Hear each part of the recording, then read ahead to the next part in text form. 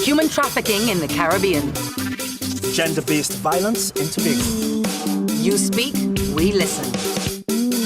From across the Caribbean. This is Live Up, the show.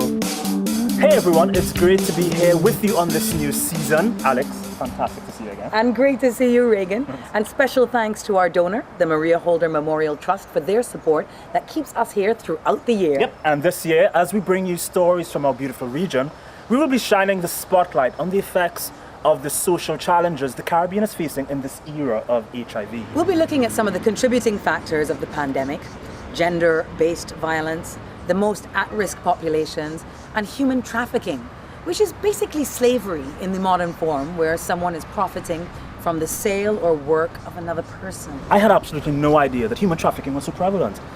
There are 6 CARICOM countries on the US State Department's Tier 2 watch list for human trafficking. There is Barbados, Guyana, Haiti, St. Lucia, Suriname, and Trinidad and Tobago. And this watch list means that those countries' governments do not meet the minimum standards set down in its Trafficking Victims Protection Act. And the absolute number of victims of severe forms of trafficking is either very significant or significantly increasing. That's such a shame. You know, this is different though from those on the regular Tier 2 list, and that's Antigua and Barbuda, Belize, Jamaica, and St. Vincent and the Grenadines. Now, while these countries are also not meeting the minimum standards required, they are seen to be making significant efforts. Well, recently, a 3-day Live Up the Show training workshop was held to sensitize a group of Caribbean journalists on these social challenges and their relationship to HIV, and I was lucky enough to be a part of it. Well, at the end of the training sessions, the journalists split into 3 groups, and each group produced a report. Mitzi Allen of Antigua and Barbuda, along with Handel Duncan of Guyana, produced this dramatization based on true stories, movingly portrayed by Barbadian actress Faria Williams.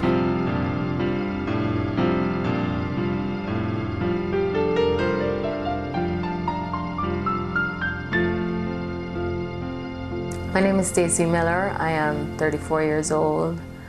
I'm a Barbadian. I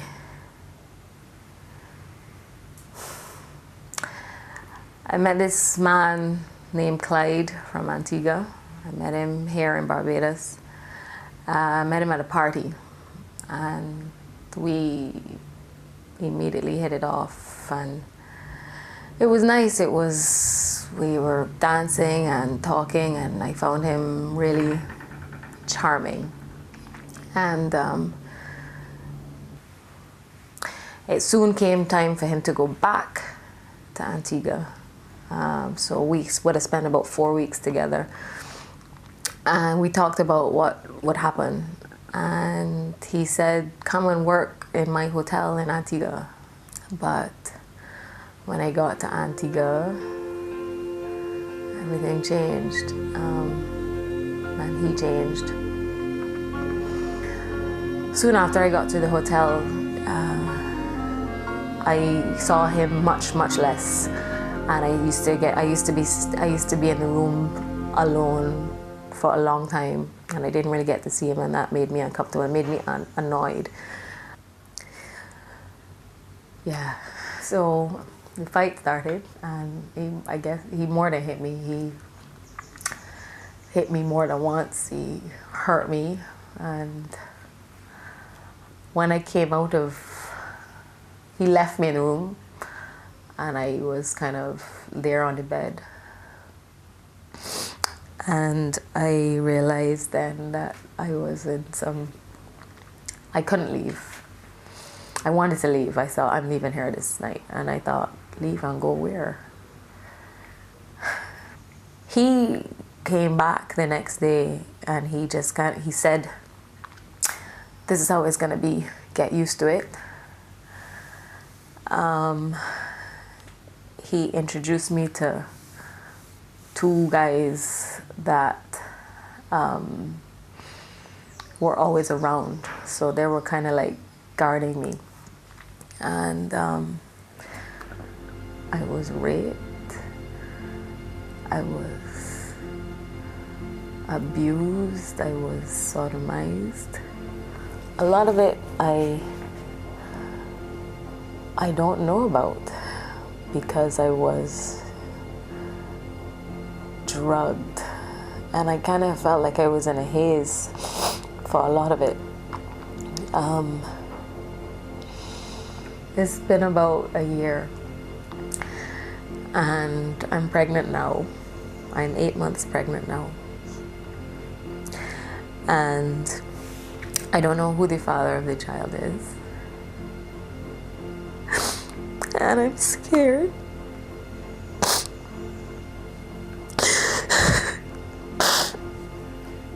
Because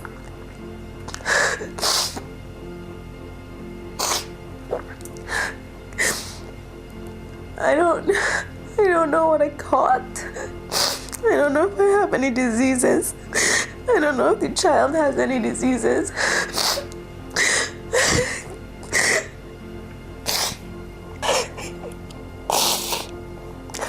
I had no control over what was happening with me. I don't know if somebody used protection because they wanted to protect themselves from me, but I sure as hell had no control over whether or not I was protected. And there were so many men. I wasn't really alone because I did get to interact with some of the girls, and they were younger than me. And they're still there. I got away. I survived it. So I guess that makes me a survivor.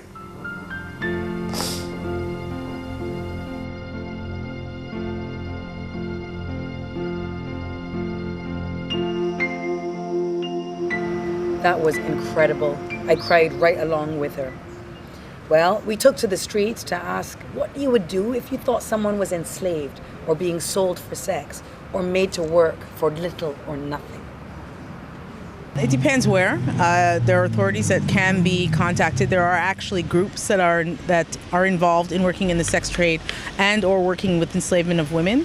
There are a lot of women's protection and youth protection groups. So depending on the age of the person, that's where I would be headed first. It's a reportable offense. You go to the police, but there's sometimes the victim themselves are afraid to approach something. So you have to make them feel as if you are the one taking in charge of the situation, and then you report it to the proper authorities. You try to assist where you can. I mean, because we all should be free to make our own decisions and choices, and basically free. So to hear some of that is quite disturbing, actually. And if you can assist in any way, because we're supposed to be our brother's keeper.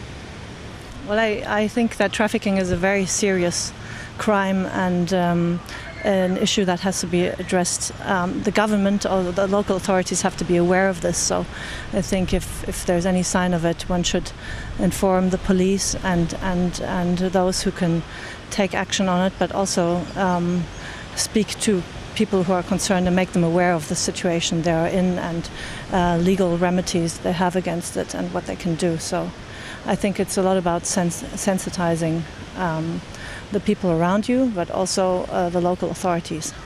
Well, I would try to approach the person. They will be in a compromising position if I just come right out and ask them, what's going on. I would try to suggest them to go to the authorities. And sometimes in those situations, when you suggest they go to the authorities, they're afraid because they don't want for lack of a better word, the pimp or their organizers to find out. And then, something bad happened to them, they get deported. So I would try to talk to them first and then see how it goes from there. Suggest they talk to the police and then see what happens. Yeah. I would report it to the authorities who I think will be best able to address it, which would be the police. So go all out my way to stop it because they got daughters, so I don't like that. I will try to report for somebody who can stop it, and I think it's really unfair. So it shouldn't be done. So I will try to help them out if I can hide them, or if I can have them with me, or if they don't know what's going on, I will try to explain for them that it's not good. Driving around on the public road fast is a hazard. Drinking and unprotected sex is just another example of careless and irresponsible behavior. I think it's really important for young people to try and actually be engaged in what is smart and what is right for first yourself and then others. That mutual respect needs to be nurtured. So from the circle, love, protect, and respect. Live up. Live up, shout, live up.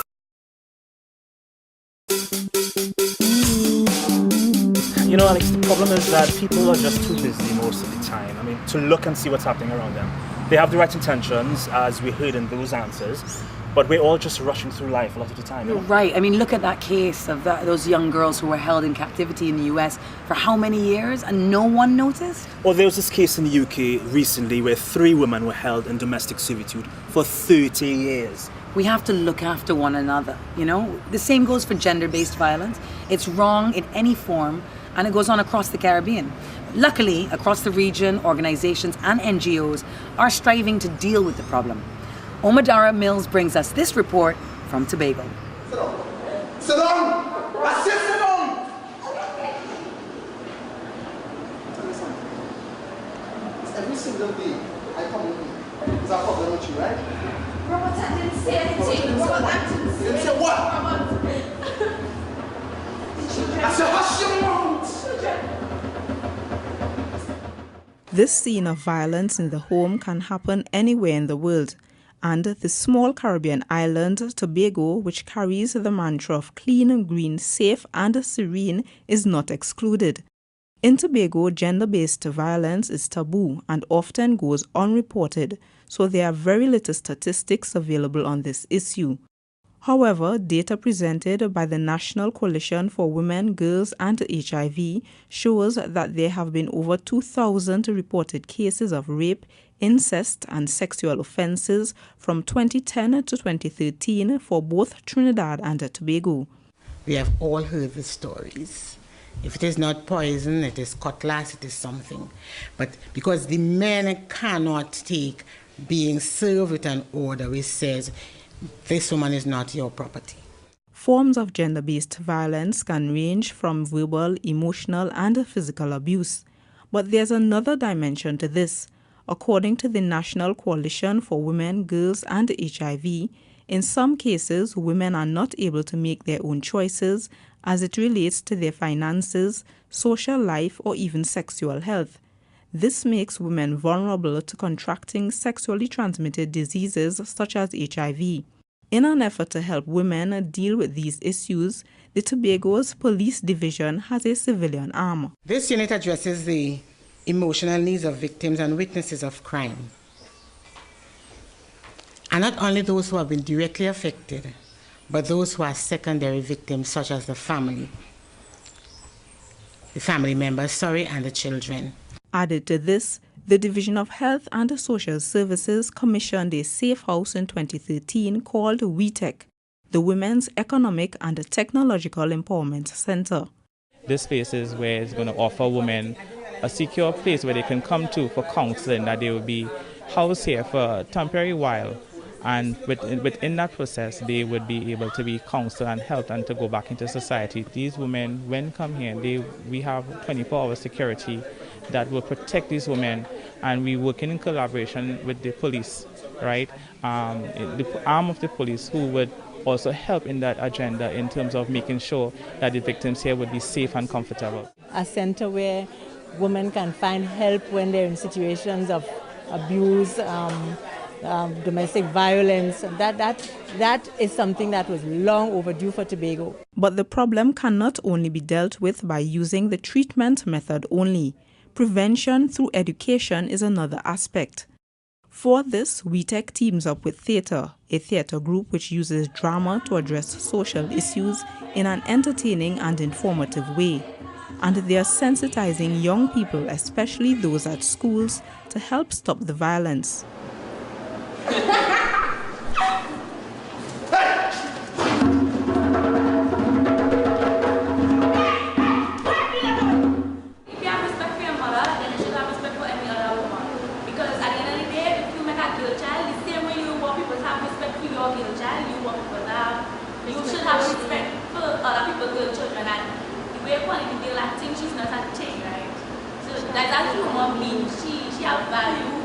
I think bringing the reality of domestic violence and even violence in terms of those relationships that they may want to get into, they can be aware, they can look out, they could help themselves, they can avoid certain situations. Because one of the questions that one of the students asked, she said, if you know this is how the young man is treating you, why are you putting up with it?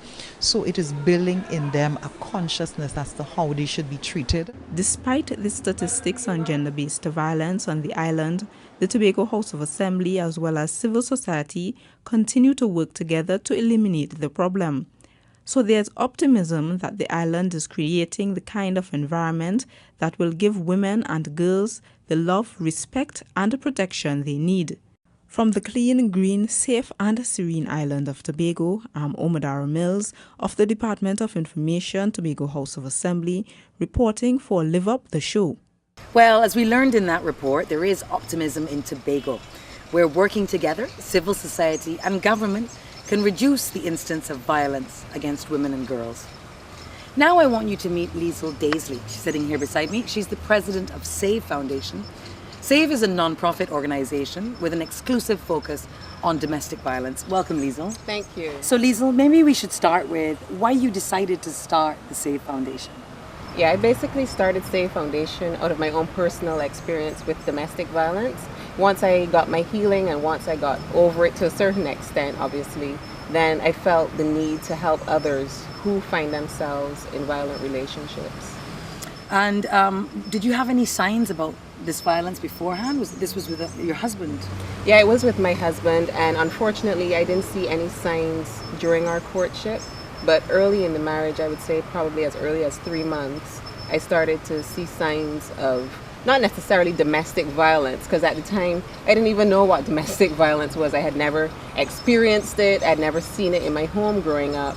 So for me it was just something that you see on a Hollywood movie. And tell me about the numbers of people who called. Do you have enough people volunteering? In the beginning, calls were not as much as they are now. We were now putting the word out there. We were trying to get women to come out and speak out. So initially the call volume to the hotline was low, but I would definitely say now that we've been doing a lot of advocacy and raising a lot of awareness and going into communities, that women are more comfortable speaking out now and more comfortable calling the hotline, and more importantly getting help.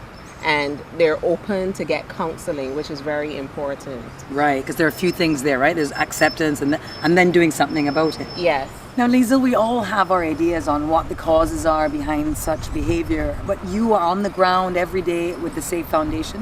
What would you say are the contributing factors to domestic violence? A lot of the time it is cultural, based on the fact that that hierarchy, men are still seen as the dominant one in the relationship, and women are supposed to be there to serve, have babies, and look after the household. And definitely economics plays a big part. You find that when women are unemployed or underemployed, that imbalance causes an imbalance in the relationship as well. So usually women find themselves vulnerable in those kind of situations, and men know that they're vulnerable. They know that they can't leave the relationship because they don't have anywhere to go. I find in a lot of relationships, especially with young girls, they burn their bridges with their families. Are there any men volunteering at the SAVE Foundation? We do have some men in our foundation, thankfully, and they're very passionate about helping and about speaking out and about getting involved. Are there many abused men who call the SAVE Foundation for help? Not in large numbers. And a good thing too is that we also have men coming forward to get help. And bit by bit, more and more, we're seeing men calling the foundation because they are abusers and they want to get counseling, because they may have been told by their wife that if they don't, she's gonna leave. So we actually have men calling for help and men calling to help. Oh, that's excellent. Actually, Yes. that's a really positive angle. And what about our boys? Oh, our boys still need to be taught how to respect women and how to cherish them and value them, and to see that women are individuals too. We have goals, we have dreams, we have ambitions, yeah? And it is important that they help nurture that and help encourage us to fulfill our goals and to help us to be all that we can be. I guess they need their fathers too. Boys need their they fathers do need too. their fathers. A lot of it too stems from insecurities. Sometimes you find in relationships when women make more than men, that relationship can become violent because the men can't deal with the fact that here it is, my wife is more successful than I am. Financially, because success is not just about money. Yeah? Sure. So it's a lot of work that we have to do. So therefore we need to educate, and continue to raise awareness, let people know that domestic violence is wrong. And I think we need stiffer penalties so that people can see that, the law takes it seriously and that government takes it seriously and that we as a nation take the issue seriously. And stronger families. Stronger families. That's Liesl Daisley of the SAVE Foundation. Thank you, Liesl. Thank you. Coming up next, we ask your opinion on gender-based violence.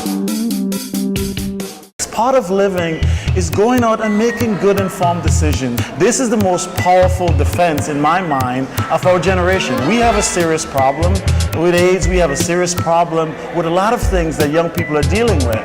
But we have to be the one that create the social movement that change it. We have to be the change agent we're looking for. Remember, live up, love, protect, respect. Live up, shout, live up, shout.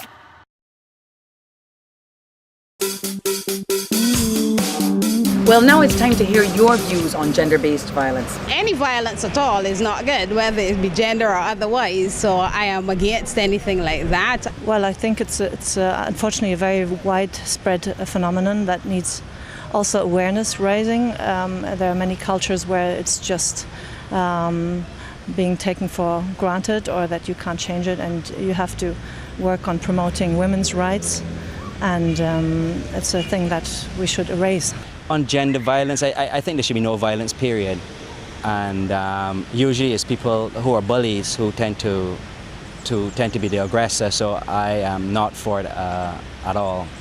I don't agree with it at all. A man abusing a woman, I think that he's just a punk, because taking advantage of a woman because he's actually afraid of the woman, right? So in order to take control, you have to abuse the woman, but I think that is just cruel. I'm from Ethiopia, so I know a lot about that. So women and men has to be equal, and we shouldn't abuse women. Women's rights has always have to come mother's right. We should always stand behind women and support them, and we shouldn't use it as an advantage. We shouldn't take advantage of women and children. Gender violence, I believe that men gotta wake up and live, and you gotta find a different solution, because beating a woman at the end of the day, something you got different ways you could deal with it. Something you gotta ignore. So when I think of gender violence, I think of it somebody trying to dominate or push their views or opinions or body on somebody else to get what they want out of it. So for me, especially, I've always made myself feel empowered. I've always been an advocate of women's self-defense. I've always been an advocate of groups that deal with gender violence, not only for men and not only for women, but men and women and children too. For sure, training is essential, especially for young males, because all the time it's women being told, don't wear this, don't go this place, but we're not telling the men anything. We should tell the men it's wrong to hit a woman, it's wrong to abuse a woman, it's wrong to sexually assault a woman. Awareness and education are vital. Once we acknowledge that the problem exists, instead of sweeping it under the carpet, that's the first step to solving the problem. Yes, and that goes for all the subjects we're covering this year. I don't think many people really appreciate the extent of human trafficking that goes on in the Caribbean. I know for sure I didn't. And it's not just sex trafficking, right? There are many people in domestic servitude, agricultural and construction workers being paid below minimum wage, passports held by bosses. It's not right and it's not legal. No, it isn't. I think more people are aware of gender violence. The problem there is that neither individuals nor the police, in a lot of cases, want to get involved in other people's business. But there has to be a time to get involved. No one has the right to be anyone else. No one. In terms of the most at-risk populations, there are quite a few. Young people are definitely at risk, with sexual activity starting early, before negotiating skills are there to ensure safe sex. Poverty is a factor. And those in gay communities where there is little tolerance, they're certainly vulnerable. We tend to forget that our young people are a part of all categories of populations of risk, right? We can't just separate them into neat little compartments. Yes, we'll also bring you an interview with a young man who is making a difference in many lives, as well as another of our workshop productions, this time on gender violence. And of course, we'll be getting your opinions on various subjects. So until then, stay safe and remember, live up, love, protect, respect.